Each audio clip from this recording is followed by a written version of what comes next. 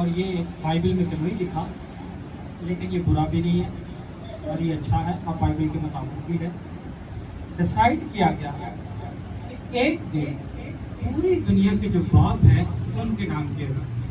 इस तरह पिछले बार ये डिसाइड किया गया कि एक मुकन्ना बैठती है, दुनिया डिसाइड करती है, जो दुनिया के दानिशमंद लोग हैं वो किसी मौके की मुनासबत से डिसाइड करते हैं आज का दिन हम इस शख्स के नाम करते हैं। पिछले दिनों में हमने माओ का दिन मनाया, हालांकि इसके अलावा भी बहुत सारे दिन हैं और हर रोज मनाए जाते हैं, हर रोज कोई ना कोई दिन होता है। बड़ा अहम दिन था, मदर डे भी बड़ा अहम दिन था, लेकिन बाइबल मुकद्दस में जो मैंने देखा है, फादर डे जो है मेरा ख्याल है इसकी बड़ी अहमियत है, जिस तरह मदर डे की बड़ी अहमियत है। माँ और बाप का बाइबल मुकद्दस में बड़ा किरदार है।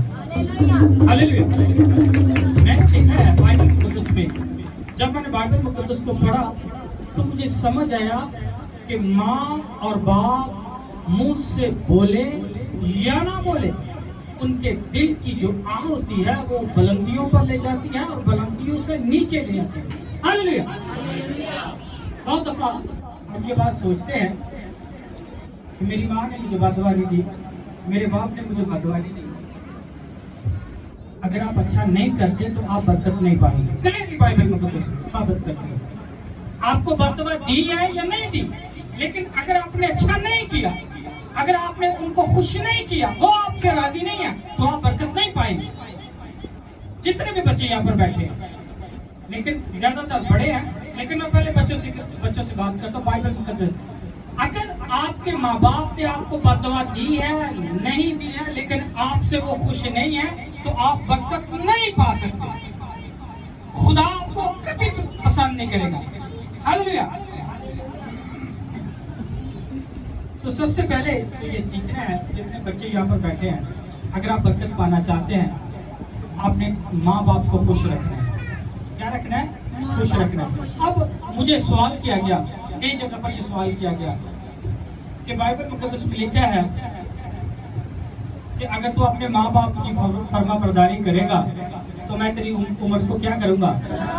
दराज करूंगा। हालांकि वहां पर जो लफ्ज है, तू अपने माँ बाप की क्या करना? इज्जत करना।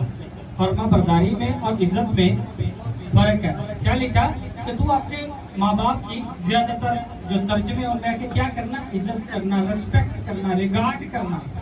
इसका क्या का मतलब है?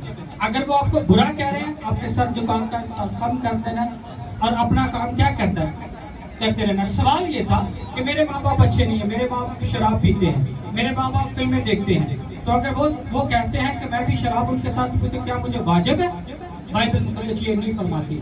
बाइबल मुकद्दस में कहते तू अपने माँ बाप की क्या करना? इज्जत करना और मैं तेरी उम्र को नहीं। बाइबल मुकद्दस में पहले भी ये हमने आप सबने सीखा है कि उम्र दराजी के 2-3 तरीके हैं। एक तो ये है कि आप अपने माँ बाप की क्या करनी है? अगर वो बुरा भी कह दे, अगर वो गलत है, अगर वो राइट पे नहीं भी है, लेकिन फिर भी आपकी वो आपको झेलते हैं, तो फिर भी क्या करनी है? इज्जत करनी है। अगर रॉन्ग है तो फिर भी क्या करनी है? उनको जवाब नहीं देना। बाइबल मुकद्दस में सीखते हैं। अब माशाल्लाह सारे पढ़े लिखे लोग हैं और जितने भी बाइबल पढ़ने वाले लोग हैं, अगर मैं हवाला जात बताऊं, मैं आपको पता बहुत हवाला जात की तिलावत करते, वजह क्या है? आप ज्यादा से ज्यादा सीखें। मुझे पता है बहुत सारे लोग उगता जाते हैं। आपको पता है इजहाक के कितने बेटे थे? 12 बेटे। इजहाक के कितने बेटे? 2 बेटे थे। क्या उसे दोनों से मोहब्बत नहीं थी? दोनों से मोहब्बत थी, लेकिन बाइबल मुकद्दस में लिखा है कि वो असाऊ से खुश है। असाऊ से खुश है, ना उसकी माँ खुश थी, ना उसका बाप खुश था।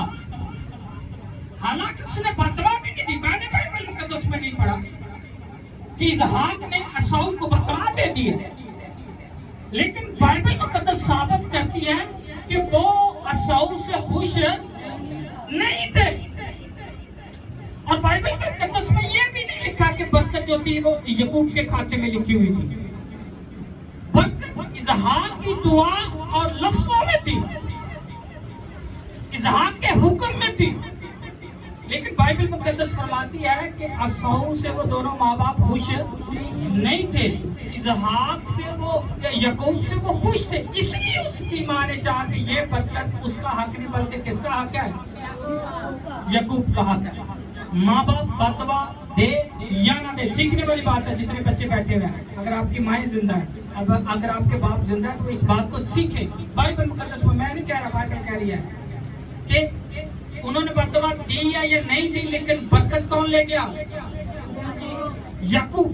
माँ बाप बदवा दे ना दे, सिलेक्शन जरूर कर देते हैं दिमाग में। बात को समझने की कोशिश करें। माँ बाप बदवा दुआ दे ना दे, सिलेक्शन अपने दिमाग में जरूर करते हैं कि खुदावंद मेरे इस पुत्र को बड़ी बरकत दे, मेरी इस बेटी को बड़ी बरकत दे। हालेलुया। और उसकी माँ ने कोशिश की और याकूब ने क्या कपाई, किसने, याकूब ने। क्यों? क्योंकि उसकी माँ का दिल उससे खुश था। और ये माँ बाप की, हालांकि मदर डे के हवाले से चला जाता है, लेकिन माँ बाप की बात है। माँ बाप जिससे खुश होते हैं वो बरकत पा जाता है।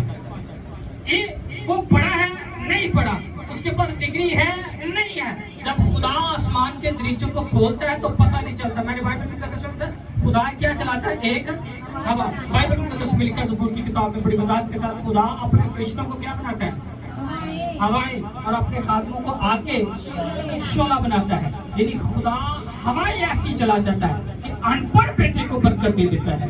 खुदा हवाएं ऐसी चला देता है कि खुदा जिसके पास डिग्री नहीं उसको सरबलंद कर देता है। खुदा हवाएं ऐसी चला देता है कि खुदा ऐसे शख्स को ऊपर ले जाता है जिसके बारे में लोग कहते हैं कि ऐसा भी हो सकता है। हालेलुया। लेकिन खुदा हवा उसको भी चलाता है जब आपका माँ बाप आपसे खुश है। हालेलुया। वो आपको वो पढ़े हैं, वो लिखे हैं नहीं, सीधी सी बात है। जो आपकी माँ का, अपने बाप का जमीन पर वफादार नहीं है, जो उनको खाने के लिए, पहनने के लिए, रहने के लिए देता है, वो आसमान पर जो खुदा बाप है उसका कैसे वफादार हो सकता है। यहाँ तक बात क्लियर। हालेलुया। अब बात आती है, मैं ये जमीनी बाप की बात कर रहा हूँ, माँ की बात कर रहा हूँ, दोनों की, माँ बाप, मदर डे, फादर डे। अगर आपके माँ बाप आपसे खुश नहीं है, आप बरकत नहीं पा सकते। सीधी सी बात है। अगर आप अपने माँ बाप की इज्जत नहीं करते, आप भी बरकत नहीं पा सकते। ये बात यहाँ तक खत्म हो गई। अब आते हैं आसमानी बाप की तरफ, जो हमारा बाप है। हालेलुया। जो हम सबका बाप है, हम सबका बाप है। वो भी सिलेक्शन करता है। वो भी क्या करता है, सिलेक्शन करता है। कितने वफादार है। बाइबल मुकद्दस में लिखा है, बड़ी वजाहत के साथ लिखा है। अगर हम पढ़े तो याकूब के 12 पुत्र थे। कितने? 12 पुत्र थे। लेकिन याकूब का दिल किसके साथ लगा हुआ था, यूसुफ के साथ लगा हुआ था। याकूब का दिल किसके साथ लगा हुआ था, यूसुफ के साथ लगा हुआ था। और अगर आगे इसहाक के पास आता है तो इसहाक के 2 पुत्र थे और उसकी माँ का दिल किसके साथ लगा हुआ है, याकूब के साथ लगा हुआ है। हमेशा जो लोग अपने माँ बाप को पसंद आ जाते हैं, खुदा उनको सरबलंद कर देता है। सेम इसी तरह खुदा, मैंने बाइबल मुकद्दस में पढ़ा है, आपने भी पढ़ा है कि खुदा ने जब जमीन पर नजर की तो मूसा जितना हलीम शख्स दुनिया में कोई भी नहीं, उस वक्त पूरी दुनिया में। बड़ा गहरा भेद है। एक बात मैंने ऐसा भी देखा है कि जिसने जब पूरी दुनिया की औलाद पर नजर की तो उससे मूसा से बेहतरीन शख्स ही नजर नहीं आया। हालेलुया। मूसा से बेहतरीन शख्स ही नजर नहीं आया। इतना हलीम कि खुदा को पसंद आया तो उसे वो मकाशफात दे जो किसी को नहीं दी। हालेलुया। वजह क्या थी? उसका बाप यहोवा पाक खुदा उससे क्या था, खुश था। हालेलुया। जो बे मूसा को दिए खुदा ने इब्राहिम को नहीं दिए, जो बे याकूब को दिए उससे बढ़कर खुदा ने जाके अपना मूसा को दिए। यानी जो चीजें मूसा याकूब के पास, इसहाक के पास, इब्राहिम के पास, उनके 12 पुत्र के पास नहीं थी, वो किसके पास थी, मूसा के पास ब्लेसिंग थी। हालेलुया। और वो कितनी दफा खुदा के पास गया, 2 दफा। यानी 80 दिन 80 रात वो किसकी हुजूरी में रहा, खुदा। और खुदा ने उसे वो भेद बख्शा जो उसने याकूब को भी नहीं बताया था, जिसको खुदा ने कहा था कि खुदा ने दिखाया कि तुझ पर से सीढ़ी लगी है और फरिश्ते तुझ पर से ऊपर आते हैं, तुझ पर से क्या करते हैं, नीचे जाते हैं। हालेलुया। इतनी ब्लेसिंग थी। आज भी इसराइल को खुदा ने बड़ी बरकत दी है। पिछले दिनों मैं ट्रम्प का बयान पढ़ा था, तो ट्रम्प ने कहा कि इसराइल मेरे बगैर जिंदा नहीं रह सकता। बड़ी क्रिटिसाइज हुआ, बड़ा क्रिटिसाइज हुआ। उसने कहा कि इसराइल का अगर वजूद है तो किसकी वजह से है, ट्रम्प की वजह से है। तो लोगों ने बड़े तनकीद की, हालांकि जितने ईमान रखने वाले उन्होंने नापसंद किया और उन्होंने कहा कि ये इसने गलत का है। इसराइल का वजूद जो जमीन पर है वो किसी वजह से नहीं, बल्कि उसके बाप की वजह से, उसके बाप की वजह से। क्यों? उसके बाप ने क्या दिया, जो इसके लिए बरकत चाहेगा मैं उसके लिए बरकत चाहूंगा। फिर इसके बाद उसके एक एम्बेसडर का बड़ा जो करीबी था जो इसराइल में, उसका बयान आ गया अमेरिकन का। उसने कहा कि अगर इसराइल हमें सपोर्ट ना करे तो अमेरिका कायम नहीं रह सकता। आपको पता, इसराइल अगर अमेरिका को सपोर्ट ना करे तो अमेरिका भी कायम नहीं रह सकता। ये ब्लेसिंग किसकी तरफ से, उसके बाप की तरफ से, कि अगर वो भी इसको सपोर्ट ना करे तो अमेरिका भी कायम नहीं रह सकता। इतनी बड़ी बात क्यों?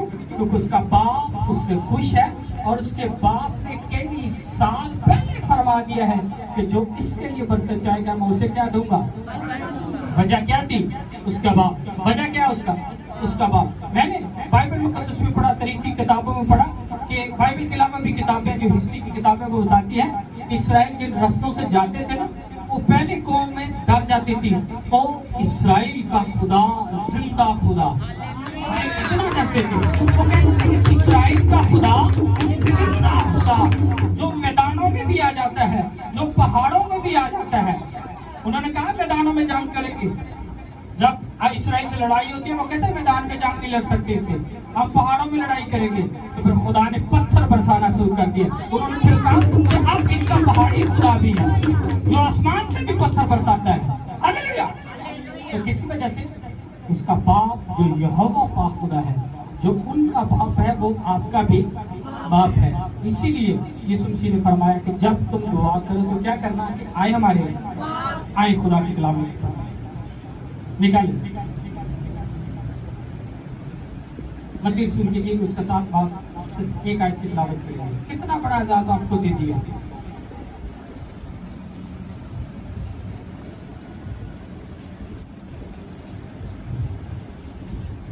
हालेलुया।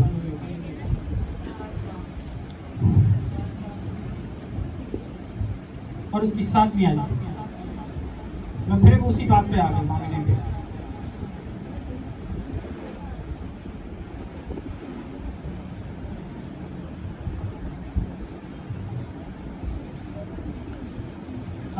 उसके साथ आए पढ़े।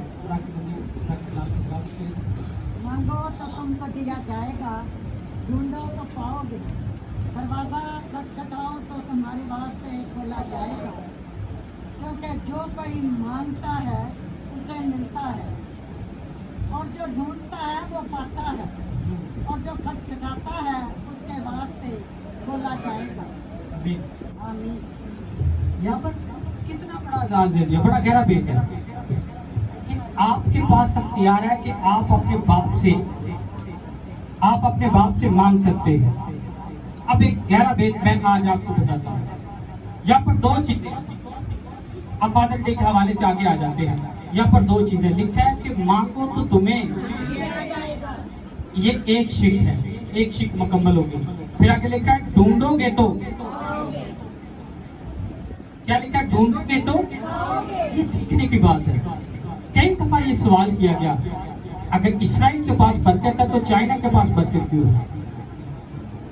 अगर आप भी सोचते होंगे कि अगर इसराइल की टेक्नोलॉजी पूरी दुनिया में मशहूर है तो चाइना भी तो मशहूर है। जापान जो खुदा को नहीं मानता वो भी तो मशहूर है। वजह क्या? खुदा बाप जो है वो सारी कायनात का मालिक और खालिक है। हालेलुया।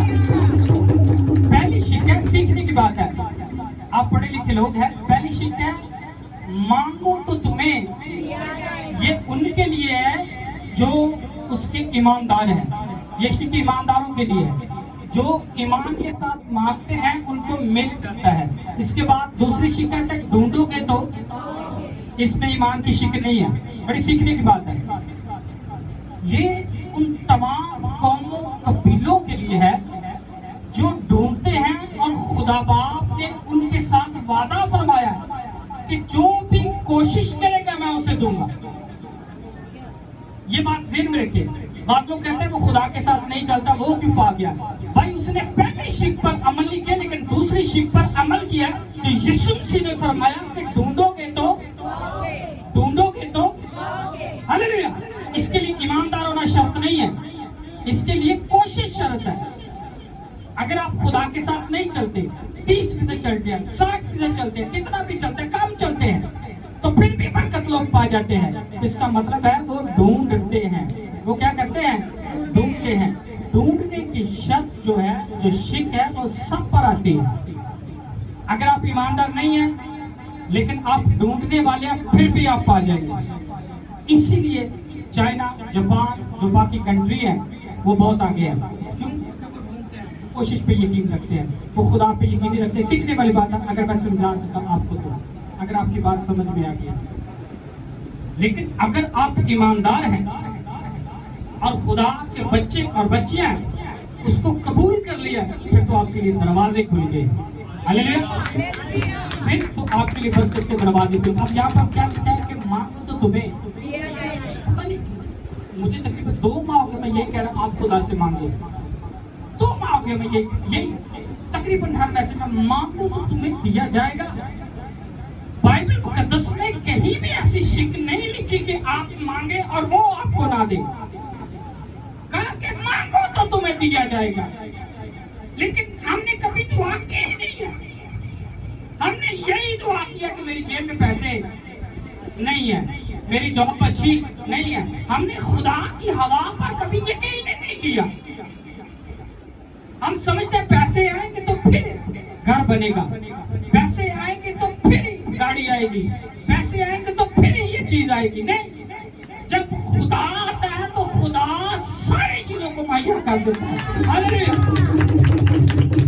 मैं बार बार कहता हूँ, मांगना ईमान की निशानदेही है। अब मांगा करें, लिस्ट बनाकर मांगा करें, ये भी मुझे चाहिए, ये भी मुझे चाहिए, ये भी मुझे चाहिए, ये भी मुझे चाहिए, मुझे दे, मैं तेरा बेटा हूँ। मुझे आप भी बच्चों वाले, मैं बच्चों, मेरा बेटा है, तो अगर मेरे पास में पैसे हो तो मेरा ख्याल है कि जो मेरा बेटा कहता है तो मैं उसके टैक्स भी मुझे करता है, तो मैं टैक्स पूरा करने की भी कोशिश करता हूँ। मैं जब अपने ऑफिस में होता हूँ तो मुझे मैसेज करता है कि ये चीज़ होनी चाहिए, तो मैं कोशिश करता हूँ कि ये जो टैक्स आया ये मेरे लिए क्या है, हदीस हो गया, मैंने इस टैक्स को पूरा करना ही करना है। जो लिख के इसने भेजा मैसेज कि ये चाहिए, तुझे चाहिए, आना ही आना। तो मैं तो जिस्मानी बाप, तो लिखा है कि वो कई माँ और कई बाप से ज्यादा हमसे क्या करता है, प्यार करता है। लेकिन वजह क्या पता क्या है? हम जब तो कहते हैं, पिछले दिनों में मैंने बड़ा दुआ की कि बड़ी गाड़ी के लिए दुआ करें, बड़े घर के लिए दुआ करें। देखिए ये आपको ललचाने वाली बात नहीं है, बाइबल मुकद्दस कह रही है। अगर आप नहीं ना दुआ करें, उसका मतलब है आपका ईमान ही नहीं है। बहुत बड़ी बात है। हम इस बात को तो कंसीडर कर लेते हैं, बड़ी गाड़ी नहीं आ सकती क्योंकि हमारे पास पैसे नहीं है, इसलिए हम दुआ नहीं करते। हम इसीलिए बड़े घर के लिए दुआ नहीं करते कि हमारे पास पैसे नहीं है। हम इसीलिए किसी भी मकसद, बड़े मकसद के लिए दुआ नहीं करते कि हमारे पास पैसे, जबकि हमने इस मकसद के लिए कभी नहीं सोचा कि खुदा अपने फरिश्तों को क्या बनाता है। तजर्बा करके देखें। आप एक बंद कमरे में बैठ के, मेरी जिंदगी का तजुर्बा है, बंद कमरे में बैठ के और बंद कमरे में दुआ करना शुरू करते। किसी को नहीं बताना आपने कि आप क्या खुदा से मांग रहे हैं। बंद कमरे में, बाइबल मुकद्दस में लिखा, बंद कमरे में बैठे, रोजा रखे और दुआ करना शुरू कर दिया। एक लिस्ट खुदा के सामने रखे। लेकिन मैं ये नहीं कहता आप खुदा को कहें कि मुझे एक सिनेमा दे दे ताकि मैं भी मूवी देखूं, सारे के सारे मूवी देखना, ये तो नहीं कहूँगा। जो भी आपकी जायज ख्वाहिश होगी खुदा आपको पूरा करेगा। क्यों? क्योंकि वो आपका क्या है, बोले, वो आपका क्या है, बाप है। हालेलुया। आप बंद कमरा करें, मेरा तजुर्बा है, आप एक दुआ करना शुरू करें और आप देखेंगे कि एक हवा चलेगी, एक हवा चलेगी और एक हवा चलेगी जिसको आपने कभी नहीं देखा होगा। और खुद खुद रास्ते बनना शुरू हो जाएंगे। आपने सिर्फ एक काम करना कि सिर्फ दुआ करनी है। मैंने देखा कि जो हमारी जिंदगी में फुकदान है वो दुआ का फुकदान है। हम कलाम भी सुनते हैं, प्रोसेस भी करते हैं, कभी सोचा हम दुआ कितनी करते हैं। मैं आज आपको चैलेंज दे रहा हूँ बाइबल मुकद्दस से, आज के बाद अपना कमरा बंद करें और बंद कमरे में तन्हाई के साथ जो आप बात खुदा से कह सकते हैं वो आप अपने बच्चों के साथ, अपने शौक के साथ, या हो सकता है आप चर्च में भी ना कह सके। कमरा बंद कर और खुदा के सामने रोना शुरू करें और कहें कि ये मेरी दुआ है, सो तू अपना अपने पुत्र यीशु मसीह के नाम में मेरी दुआ को कबूल करना। और तू ऐसा कर सकता है, लिखने मेरी बात बंद कमरे में दुआ करनी, किसी को नहीं बताना। आप देखेंगे कि खुदा ऐसी राय पैदा करना शुरू कर देगा, ऐसी राय पैदा करनी शुरू करेगा कि आपको पता ही नहीं चलेगा। आप कहेंगे ऐसा भी हो जाता है। मैंने देखा बंद कमरे में जब मैंने खिदमत का आगाज किया तो मैं दिन में 6 से 7 घंटे खुली दुआ की मैं करता था। और मैं क्या करता था, बाहर दूर दराज इलाके में चले जाओ, मैं लोगों का नाम लेकर कहता कि कल मुझे ये शख्स चर्च में चाहिए। मैं ऐसी दुआ करता था कि मुझे खुदा हवा चला, ये तो चर्च में चाहिए।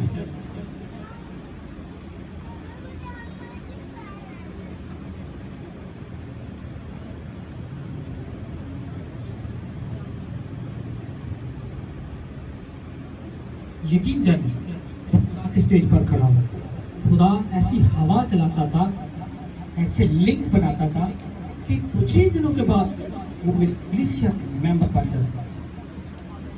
सिर्फ एक काम करता था, तन्हाई में जाकर खुदा को नाम लेकर कहता कि ये लोग मुझे चर्च में चाहिए, वो आ जाते। अपनी जाति गवाही, क्योंकि वो हमारा क्या है। अब भी अगर आप तन्हाई में जाकर खुदा को कहेंगे कि मुझे घर चाहिए, आपने ये नहीं देखना आपको पैसे किधर से आएंगे, आपने ये नहीं देखना कि आपके पास सोर्स कितने हैं। दुआ करना शुरू करें, खुदा आपके लिए एक हवा चलाएगा और आपकी मुरादें पूरी करेगा। हालेलुया। खुदा आपको